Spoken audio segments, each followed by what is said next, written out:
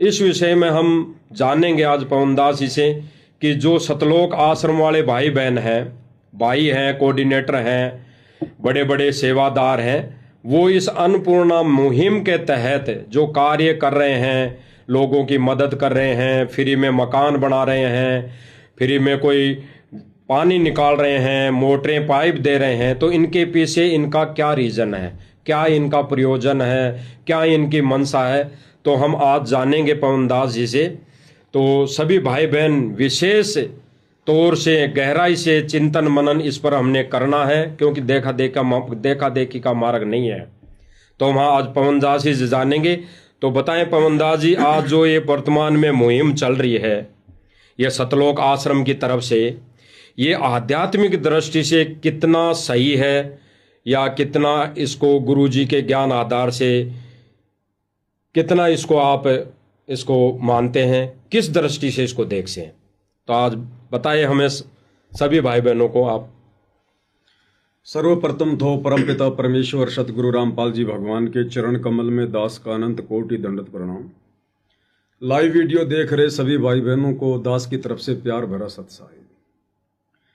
देखिए कजोड़ जी, आपने जो सवाल किया बहुत ही अच्छा सवाल है कि वर्तमान में परम पूज्य परमेश्वर सतगुरु रामपाल जी का परिवार, सतलोक आश्रम मैनेजमेंट हरियाणा, ये लोग जिस प्रकार से सन 2014 बरवाला कांड के बाद से, सतगुरु रामपाल जी के हिसार जेल जाने के बाद से, जिस प्रकार से भक्ति मार्ग पर बहुत सारे कार्य ऐसे किए जा रहे हैं जिन कार्यों का सतगुरु रामपाल जी के भक्ति मार्ग से दूर दूर तक कोई रिश्ता नाता नहीं है। आपने बात की एक अन्नपूर्णा मुहिम की, कि इस अन्नपूर्णा मुहिम के तहत सतलोक आश्रम मैनेजमेंट हरियाणा, गुरुदेव का परिवार गरीब लोगों के मकान बनवा रहा है, जो असहाय लोग हैं उनके मकान बनवा रहा है, उनको राशन वगैरह दे रहा है। अभी हरियाणा में पिछले दिनों बाढ़ की समस्या थी, गांव में पानी भर गया था, इन्होंने मोटर और पाइप दे देकर गांव वालों की मदद की है। बहुत अच्छी बात है, किसी की मदद करना कोई बुरी बात नहीं है। लेकिन जब बात आती है सतगुरु रामपाल जी के शास्त्र अनुकूल शत भक्ति मार्ग की, तो इस मार्ग की कुछ मर्यादा हैं, कुछ नियम हैं। मैं बार बार एक उदाहरण देता हूं कि मीठा खाना बहुत अच्छी चीज है, कोई भी व्यक्ति मीठे के लिए मना नहीं करेगा, सबको अच्छा लगता है। लेकिन जिस पेशेंट को या जिस व्यक्ति को शुगर की बीमारी है, डायबिटीज है, उसको हर कोई मना करेगा कि भाई आप मीठा मत खाओ। डॉक्टर भी उसको सलाह देगा कि भाई मीठा मत खाना। इसी प्रकार ये भक्ति मार्ग है। आज से पहले हमने केवल भक्ति का नाम सुना था, हमें यथार्थ भक्ति मार्ग प्राप्त नहीं था। अब हमें सत भक्ति मार्ग प्राप्त हुआ है, सच्चा परमात्मा प्राप्त हुआ है, सच्चा गुरु प्राप्त हुआ है। तो यहां मर्यादा भी कुछ विशेष हैं। यदि हम उन मर्यादाओं में रहकर, गुरु वचन में रहकर इस भक्ति मार्ग पर आगे नहीं बढ़ेंगे तो फिर हम असफल हो जाएंगे, मोक्ष से वंचित रह जाएंगे। तो गुरुदेव ने हमें बताया कि बच्चों, ये इस प्रकार के कार्य करने वाले काल के लोक में काल के व्यक्ति बहुत हैं। आप सरपंच चुनते हैं, एमएलए चुनते हैं, विधायक चुनते हैं, एमपी चुनते हैं, मुख्यमंत्री चुनते हैं, प्रधानमंत्री चुनते हैं। क्यों चुनते हैं? विकास के कार्यों के लिए, गरीब और असहायों की मदद के लिए, बिजली, पानी, रोड, सड़कें, ये सब ठीक करवाने के लिए। तो गुरुदेव ने कहा कि बच्चों, हमारा मार्ग अलग है, भिन्न है। इन सरकारों की व्यवस्था भी परमात्मा जी ने ही कर रखी है आम जन की सुविधाओं के लिए। तो हम भक्तों का तो सतगुरु रामपाल जी के भक्ति मार्ग को समझकर अब यह कार्य हो जाना चाहिए एकमात्र कि हमने तो किसी भी प्रकार से भक्ति करके, मर्यादाओं में रहकर, गुरु को प्रसन्न करके और इस काल के लोक से बाहर निकलना है, जन्म और मरण के झंझट से बाहर निकलना है, 84 लाख योनियों के कष्ट से बाहर निकलने का हमने प्रयास करना चाहिए। भगत कभी भी इस प्रकार के पचड़ों में नहीं पड़ेगा। गुरु ने हमें समझा दिया कि बेटा ये काल का 21 ब्रह्मांड, ये कर्म क्षेत्र है, या पाप और पुण्य से सारा व्यवहार चलता है। जिसके पुण्य अधिक है वो सुखी है, जिसके पाप अधिक है वो दुखी है। और हम भगत ना किसी के पुण्य बढ़ा सकते, ना किसी के पाप अपने सिर ले सकते। तो सतगुरु से यह तत्व ज्ञान प्राप्त होने के बाद भगत ने तो इस प्रकार के पचड़ों में पड़ना ही नहीं चाहिए। अगर कोई गरीब है, कोई अमीर है, किसी के सर पर छत है या नहीं है, ये उसके अपने कर्म हैं, उसके अपने पाप कर्म हैं, वो उसने भोगने हैं। हम केवल एक काम कर सकते हैं, उस व्यक्ति तक हम परमात्मा की जानकारी पहुंचा सकते हैं। हम उसको भक्ति का संदेशा दे सकते हैं कि भाई देखो, धरती पर परमात्मा आया हुआ है, सत भक्ति मार्ग शुरू हो चुका है, आप सतगुरु की शरण में आइए और भक्ति से परमात्मा आपके सारे कष्टों का मर्दन करेगा, आपको सुखी भी करेगा भगवान, आपका मकान भी बनेगा। रास्ता परमात्मा बहुत सारे निकाल देता है। फिर छोटा मोटा भगत का धंधा होता है, उसमें परमात्मा बरकत दे देता है। आपने सेऊ समन की कथा सुनी होगी। सेऊ कितना गरीब था, कितना निर्धन था, क्या सतगुरु को नहीं पता था? क्या सतगुरु के साथ में जाने वाले भक्तों को नहीं पता था? उसके घर पर सतगुरु को खाना खिलाने के लिए आटा भी नहीं था। क्या सतगुरु ने उसकी घर की ऐसी दुर्दशा देखकर उसका मकान बनवाया? अपने भक्तों से कहा कि भाई इसका मकान बना दो, इसके घर में राशन डाल दो। तैमूर लंग कितना गरीब था, लोगों की भेड़ बकरियां चराकर दोनों मां बेटे जीवन निर्वाह किया करते थे। क्या कबीर परमेश्वर ने कहा विश्वकर्मा जी को कि इसका मकान बना दो, या अपने किसी अन्य भक्तों को कहा कि भाई इसका तैमूर लंग का मकान बना दो, इसके घर में राशन डाल दो? परमेश्वर ने सबको भक्ति से जोड़ा। उनकी एक विधि है, अध्यात्म की एक प्रोसीजर है। सतगुरु कभी मर्यादा भंग नहीं करता। और जब उन आत्माओं ने भक्ति करनी शुरू की, सतगुरु को प्रसन्न किया, तो सेऊ सम्मन को परमेश्वर ने इतनी बरकत दे दी, इतनी बरकत दे दी, वो गरीब व्यक्ति उसी जन्म में दिल्ली का 1 नंबर का सेठ बन गया। 1 नंबर का सेठ। तैमूर लंग को परमात्मा ने अहरण के नीचे शौपन में दिखा दिया कि बेटा यहां पर धन छुपा हुआ है, और धीरे धीरे निकालना ताकि किसी को शंका ना हो। उस तैमूर लंग को, जो एक वक्त की रोटी भी बड़ी मुश्किल से पाया करता था, उसको परमात्मा ने भक्ति विधि से अपने तरीके से 7 पीढ़ी का राज्य बख्शीश कर दिया। तो गुरुदेव भगवान कहते हैं कि बच्चों, परमात्मा जब किसी को देता है तो उसके देने की विधि अलग है। एक सत्संग में गुरुदेव ने बताया कि बच्चों, वो परमात्मा भी यदि इस पृथ्वी पर आकर जनसाधारण जैसे ही कार्य करेगा तो फिर काहे का परमात्मा है? तो ये मकान तो सरकार भी बना के दे देती है, मकान तो कोई समाज सेवी संस्था भी बना के दे देती है, मकान गांव के लोग इकट्ठा होकर भी दे देते हैं बना के। तो ये तो जनसाधारण के जैसे कार्य हैं। परमात्मा जब करता है तो इनसे भिन्न करता है, अलग करता है। तो सतगुरुदेव ने हम भक्तों को यही शिक्षा दी है। यदि किसी ने उनकी शिक्षा समझी हो, तो उनके सत्संगों पर विचार किया हो, तो गुरुदेव के तत्व ज्ञान को यदि आधार बनाया हो, तो सतगुरु ने हमें यही शिक्षा दी है कि बच्चों, तुम इस पचड़ों में मत पड़ो। बड़ी मुश्किल से तुम्हारा दाव लगा है, थोड़ा सा समय है, अपनी भक्ति मर्यादाओं में रहकर सतगुरु को प्रसन्न करके, इन श्वासों का सदुपयोग करके, दुनियादारी से मुंह फेर के और यहां से सतलोक चलने की सोचो, उस दिशा में आगे बढ़ो। ये कार्य तो होते रहेंगे, तुम किन किन का सिर ढकोगे?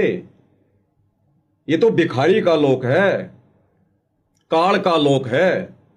इस लोक में कभी कोई सुखी हो ही नहीं सकता। आपने यदि सृष्टि रचना पढ़ी हो कजोड़ जी, तो सतगुरु रामपाल जी ने बताया कि जब ये ज्योति निरंजन काल परमात्मा के आदेश अनुसार अपने बड़े भाई कूरम के पास में सृष्टि रचना की सामग्री लेने के लिए गया, तो कूरम उस समय समाधि में था, भक्ति में था। ज्योति निरंजन उसके पास जाता है और कहता है कि भाई उठ, जाग, मुझे पिताजी ने भेजा है, मुझे सामग्री चाहिए। वो अपनी समाधि में लीन था। ज्योति निरंजन धैर्य नहीं रख पाया। उसने सोचा ना जाने इसकी समाधि कब टूटेगी। ज्योति निरंजन ने धैर्य खोकर हड़बड़ी में कूरम के मुकुट को हिला दिया, उसे जगाने के लिए, समाधि से वापस लाने के लिए। जैसे उसने मुकुट को हिलाया, उसमें से पांचों तत्व, 3 गुण निकले। ज्योति निरंजन ने देखा, वाह, मुझे जो चाहिए था वो मिल गया। इतने में कूरम की समाधि टूट गई। कूरम ने कहा, भाई आप ये क्या कर रहे हो? उसने कहा कि मैं तुझे जगा रहा था, मेरे को सृष्टि रचना की सामग्री चाहिए। कूरम ने कहा कि ये आपको किसने बताया? मेरे और कबीर परमात्मा के अलावा तो किसी को पता ही नहीं है। बोला, उन्होंने भेजा मुझे। तो कूरम ने एक अच्छे बेटे का फर्ज निभाते हुए कहा कि भाई मैं पहले पिताजी से पूछूंगा, ये तो बहुत अनमोल वस्तु है, मैं पहले पिताजी से पूछ लेता हूं, कोई दिक्कत नहीं, आप बैठो, अगर पिताजी यस कर देंगे तो मैं आपको दे दूंगा। लेकिन ज्योति निरंजन को धैर्य नहीं रहा और वो वहां से कूरम के मुकुट को हिलाकर सारी सामग्री लेकर वहां से दौड़ गया। जब कूरम ने परमात्मा से समाधि अवस्था में बात की तो कूरम ने कहा कि पिताजी ऐसे ऐसे मेरे साथ में बदसलूकी करके, और वो ज्योति निरंजन ऐसे ऐसे सामग्री ले गया और मैं उसको घड़ूंगा, मैं उसकी पिटाई करूंगा। तो कबीर परमेश्वर जी ने कहा कि बेटा उसने तो गलती कर दी, कोई बात नहीं, तू ऐसी गलती मत करना, और आज के बाद मैं उसको श्राप देता हूं, उसके लोक में 21 ब्रह्मांड में कभी भी शांति नहीं रहेगी। ऐसे ही लोग झगड़ेंगे, मरेंगे, कटेंगे, फंसेंगे, अशांति बनी रहेगी। ये श्राप वहां से लगा हुआ है इस काल को, ब्रह्म को, 21 ब्रह्मांड के राजा को। तो भाई परमेश्वर ने जिसको ऐसा श्राप दे रखा हो कि जिसके लोक में कभी सुख शांति नहीं होगी, हम 2 कोटि के जीव अपनी भक्ति ना करके क्यों दुनिया को सुखी करने का ठेका ले रहे हैं? जब दुनिया को वापस थोड़ा बहुत सुखी करने के लिए परमात्मा स्वयं संत रामपाल जी के रूप में धरती पर आ चुके हैं, तो अब वे अपने स्तर पर, अपने तरीके से, अपनी प्रोसीजर के अनुसार लोगों को धन देंगे, उनको सुखी करेंगे, उनके मकान बनाएंगे। अपने भक्तों को मजदूरी पर नहीं लगाएंगे। जिस प्रकार से सतलोक आश्रम वाले सतगुरु की आड़ में भक्तों से मजदूरियां करवा रहे हैं। सतगुरु हमसे भक्ति करवाने के लिए आए, मजदूरी करवाने नहीं आए। तो सतगुरु की एक विधि है, और जब से सतगुरु रामपाल जी ने अपने सत भक्ति मार्ग की शुरुआत की है सन 1994 से, कजोड़ जी मैं चैलेंज करता हूं, आज तक मुझे उनके एक भी भगत का ऐसा घर बता दीजिए जो घर सतगुरु रामपाल जी ने बनवाया हो। एक भी वो भगत बता दीजिए जिसके घर में सतगुरु रामपाल जी ने राशन डलवाया हो। बाढ़ तो हरियाणा में आज से पहले भी कई बार आई है। एक भी गांव बता दीजिए जिस गांव में सतगुरु रामपाल जी ने मोटर और पाइप की व्यवस्था करवाई हो। वो ऐसा करवाएंगे नहीं, उनकी विधि अलग है। जिस प्रकार कोई भी रोगी रोड पे पड़ा हुआ है, कितना ही भयंकर रोग से ग्रस्त है, कितना ही दुखी है, डॉक्टर उसका रोड पर इलाज नहीं करेगा। डॉक्टर के नियम है, मर्यादा है, विधि है। आप विधिवत हॉस्पिटल में आइए, हॉस्पिटल में एडमिट होइए, अपना नाम गांव पता लिखाइए, उसके बाद डॉक्टर आपके रोग को भी चेक करेगा और जैसा भी रोग है उस अनुसार उसका ट्रीटमेंट भी करेगा। तो सतगुरु रामपाल जी परमेश्वर जी की आत्माओं को धनी बनाने की, स्वस्थ बनाने की एक प्रोसीजर है। आप सबसे पहले उनके ज्ञान को सुनिए, समझिए, आप उनकी शरण में आइए, शरण में आकर आप जी भक्ति करते रहिए, फिर परमेश्वर आपके काम धंधे में बरकत देगा, आपके बच्चों को नौकरी पे लगा देगा। बहुत सारे तरीके हैं परमात्मा के पास में। और फिर सतगुरु अपनी वाणी में कहते हैं कि भाई कल्पे कारण कौन है, तू कर सेवा निष्काम और मन इच्छा फल देऊंगा जब पड़ेगा मेरे से काम। सतगुरु कहते हैं बेटा अब उपदेश लेकर तू निश्चिंत होकर मर्यादा में रह के भक्ति कर। ये विकल्प संकल्प करना छोड़ दे, ऐसा होगा वैसा होगा ऐसा नहीं होगा। कहते हैं मन में कल्पनाएं करना छोड़ दे, अपने सतगुरु पर छोड़ दे। जहां तेरे को सतगुरु की आवश्यकता पड़ेगी, किसी भी आवश्यक वस्तु की आवश्यकता पड़ेगी, सतगुरु समय से पहले तेरे सामने हाजिर कर देगा। तो ये है सतगुरु की प्रोसीजर। सतगुरु अपने भक्तों को मजदूर बनाकर उनका समय और श्वासें बर्बाद नहीं करवाता। जिस प्रकार से हमारे सतलोक आश्रम वाले भाई, गुरुदेव का परिवार बेचारे भोले भाले भक्तों को मजदूर बनाकर आश्रमों पे आश्रम बनवा रहे हैं, एक अन्नपूर्णा मुहिम के तहत लोगों के मकान बनवा रहे हैं, लोगों के घरों में राशन बंटवा रहे हैं, फिर भक्ति कौन करेगा? क्या आवश्यकता पड़ेगी फिर आदमी को भक्ति करने की, सतगुरु रामपाल जी की शरण में आने की? अरे दुखी आदमी तो भक्ति पे जुड़ता है, भक्ति पे आता है। दुखी आदमी तो भगवान को ढूंढेगा, और आपने पहले उसको सुखी कर दिया, वो क्यों आएगा फिर परमात्मा की शरण में? और आ भी गया तो वो क्या निहाल करेगा? ऐसे ही मर्यादा तोड़ के चलता रहेगा, क्योंकि आपत्ति तो उस पर कोई है ही नहीं। अब सारी व्यवस्था आपने उसकी आगे से आगे कर ही दी है। तो सतगुरु रामपाल जी परमेश्वर जी के सतभक्ति मार्ग अनुसार जो प्रोसीजर वर्तमान में अन्नपूर्णा मुहिम के तहत किसी भी प्रकार के कार्य सतगुरु रामपाल जी का परिवार कर रहा है, ये सतलोक आश्रम मैनेजमेंट हरियाणा कमेटी कर रही है, ये गुरुदेव के भक्ति विधान अनुसार बिल्कुल गलत है। भगत समाज के ज्योति पाठ और दान के पैसे की बर्बादी की जा रही है। ये परीक्षा का समय है। काल भक्तों को हर प्रकार से मर्यादा तुड़वाकर सतगुरु से दूर करने की कोशिश कर रहा है, और काफी हद तक काल बलि अपने इस षड्यंत्र में सफलता भी प्राप्त कर रहा है। क्योंकि नादान संगत भी, जिस प्रकार बिल्ली के आगे कबूतर आंख बंद करके बैठ जाता है, वो हालत इस नादान संगत की हो रही है।